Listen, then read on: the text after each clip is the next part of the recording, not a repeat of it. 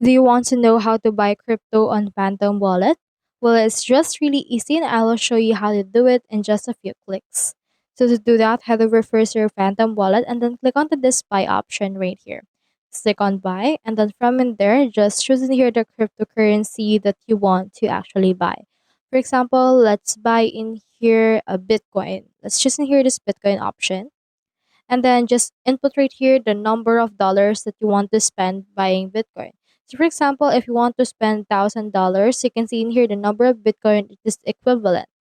And then from in here, click onto this right here, which is a credit card and debit card. You can choose the other way to pay.